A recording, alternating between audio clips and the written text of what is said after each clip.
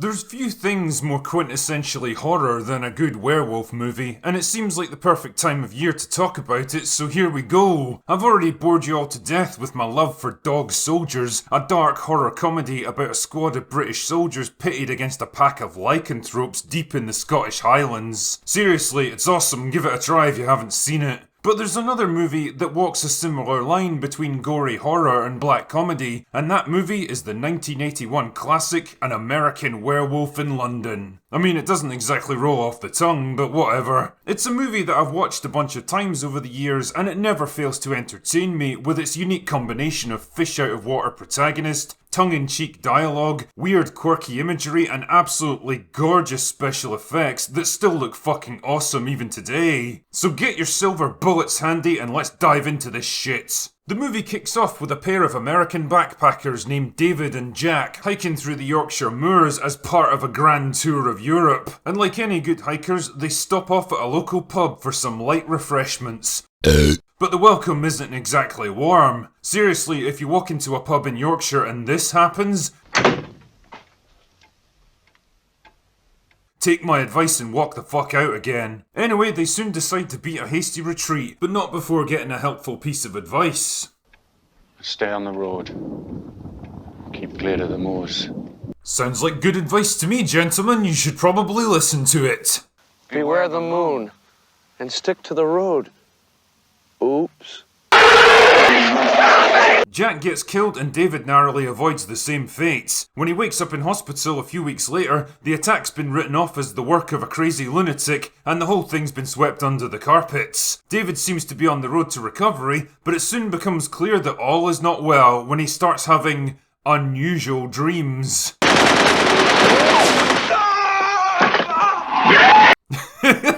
What the fuck?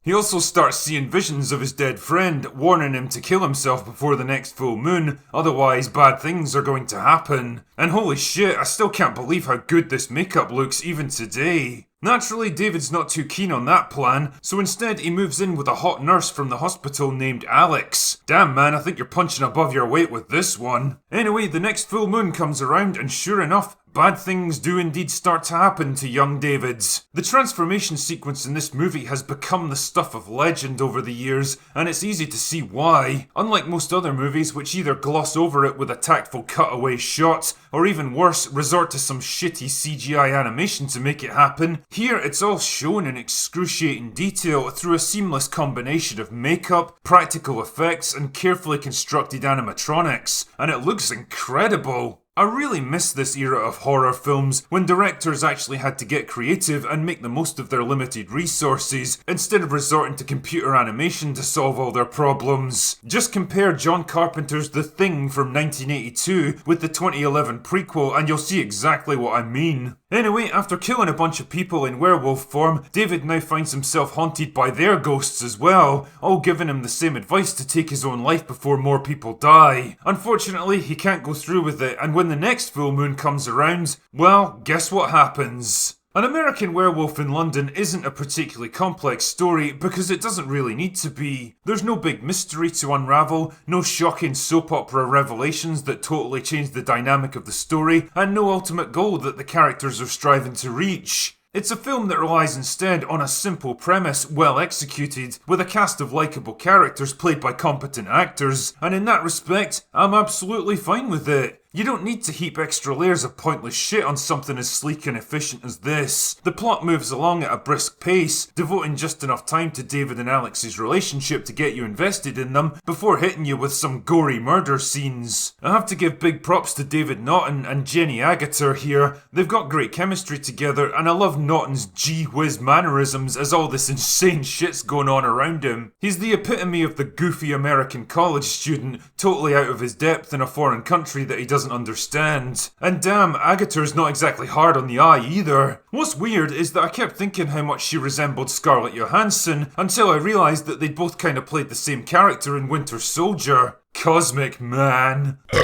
For me, some of the best horror movies are the ones that manage to walk that fine line between serious scares and tension-breaking laughs. Too much of the former and the whole experience becomes kinda grim and depressing, but lean too heavily on the latter and the film turns into a pointless farce. An American Werewolf in London strikes that perfect balance, delivering some genuinely gory deaths and decent body horror, while working in just enough tongue-in-cheek humour to show that it's not taking itself too seriously. The end result is a damn fun horror film without any high-minded ideals or pretentious social messaging that concentrates instead on delivering 97 minutes of gruesome, darkly funny entertainment. And that being the case, it absolutely fucking nails it. But remember, the next time you find yourself walking the Yorkshire moors and night is falling around you, Stay on the road.